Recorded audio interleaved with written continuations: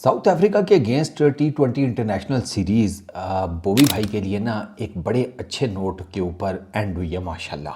अल्लाह नजर बद से बचाए।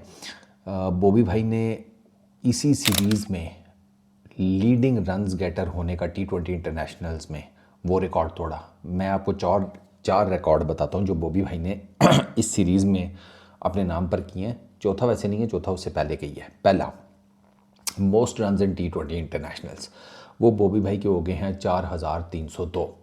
ठीक हो गया।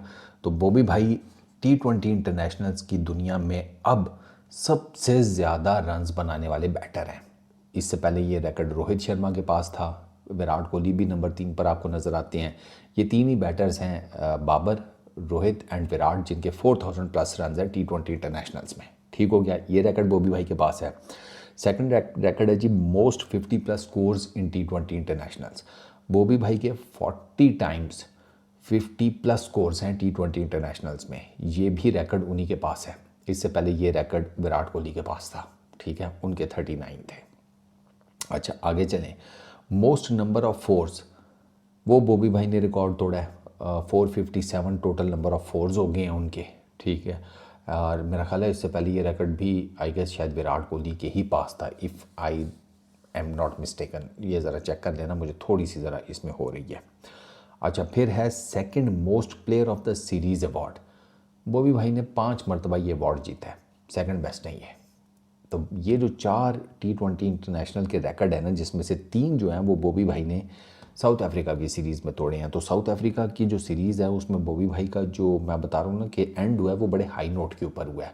बड़ी ज़बरदस्त किस्म की उन्होंने इनिंग्स खेली। तीसरे T20 इंटरनेशनल्स में, T20 इंटरनेशनल में कद्दाफ़ी स्टेडियम में, होम ग्राउंड में, होम क्राउड के सामने। ठीक है, कितने 30-32 हज़ार का क्राउड तो बैठा हुआ था। अच्छा, मैच विनिंग इनिंग थी।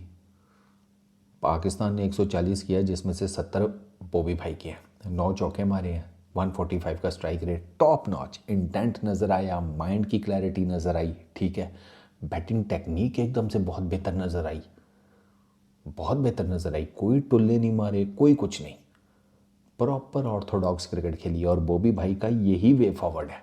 बॉबी भाई टुल्ले मार ही नहीं सकता सर। बॉबी भाई को ये गलत फहमी है कि वो टुल्ले मार सकते हैं। उनको टुल्ले मारने चाहिए भी नहीं, वो टुल्ले मारने वाले बैटर ही नहीं है। क्योंकि टुल्ले मारने वाला जो बैटर होता है, for that you have hand eye coordination बहुत ज़बरदस्त होना चाहिए, कलाइयों में बहुत जान होनी चाहिए, डोले। ठीक है ना, मतलब यू हैव टू बी ताकतवर, दांत होना चाहिए आपको। फिर आप जो है ना, आपका आधा लगा हुआ शॉट भी जाता है। बॉबी भाई ज़्यादा लंबे छक्के मारने वाला बैटर ही नहीं है। वो सिंगल डबल चौके शौके, अब आप देखें 9 चौके मार के 70 रन बनाए हैं और 145 का स्ट्राइक रेट है। और आपको क्या चाहिए, है कि नहीं? और मैच भी आपको जितवाया है। अच्छा, अभी बॉबी भाई ने ट्राई नेशन सीरीज़ भी खेलनी है पाकिस्तान में, उन्होंने BBL में भी जाना है।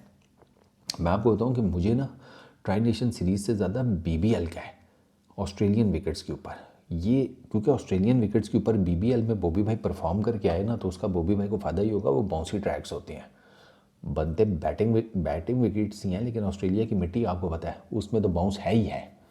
तो वहाँ पर ना, अब आपने देखा होगा बॉबी भाई का कट शॉट बड़ा ज़बरदस्त लगा है कल।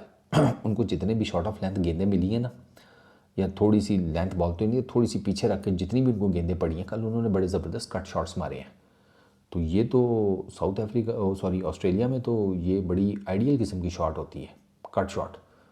पुल भी होता है, लेकिन कट शॉट तो आपको जिसे कहते हैं ना, वो बॉबी भाई की वहाँ पर ठीक ठाक किस्म की उसकी प्रैक्टिस हो जाएगी BBL के मैचेस में।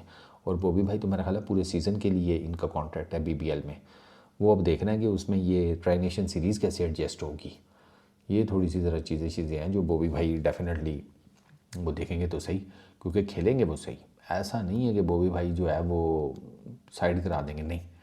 वो BBL भी जिसे कहते हैं आप समझेंगे ऑलमोस्ट सारा, और प्लस ये भी ट्राई नेशन सीरीज़ भी, वो उसमें आई थिंक सो कि दोनों में कुछ डिफरेंस है डेट्स का। वो चेक कर लेना, मुझे ऐसे याद पड़ता है कि थोड़ा सा डिफरेंस है। तो it's a really good practice for Bobby भाई। प्लस ऑस्ट्रेलिया ने भी आना है वर्ल्ड T20 से पहले, और बॉबी भाई तो आपके इंशाल्लाह कंफर्म जो प्लेइंग 11 है उसका तो पार्ट होंगे ही होंगे। जिस किस्म की उन्होंने इनिंग्स खेली है, जिस किस्म की श्रीलंका की विकेट्स हैं, आप अफोर्ड नहीं कर सकते कि आप बॉबी भाई को वर्ल्ड T20 में बाहर रखें। सीरियसली स्पीकिंग, प्रॉब्लम कुछ और है। प्रॉब्लम यह है कि फ़खर जमान का आप क्या करेंगे, प्रॉब्लम यह है कि सलमान अली आगा को मिडिल ऑर्डर में कैसे आप एडजस्ट करेंगे, ये प्रॉब्लम है अभी। क्योंकि जहां बाबर और रिजवान की पार्टनरशिप्स के ऊपर बहुत ज़्यादा क्वेश्चन मार्क्स थे, वहीं बाबर आजम और सलमान अली आगा का भी मसला है।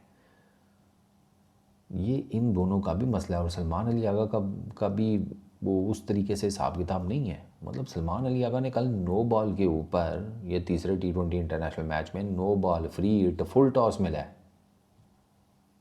मस्सा मार के 30 यार्ड पार कराया है, मस्सा मार के। तो छक्के चौकों वाली गेम तो सलमान अली आगा की भी नहीं है। तो मैं हमेशा कहता हूँ कि इस बैटिंग लाइनअप में ना नंबर्स का बहुत रोल है, बहुत रोल है।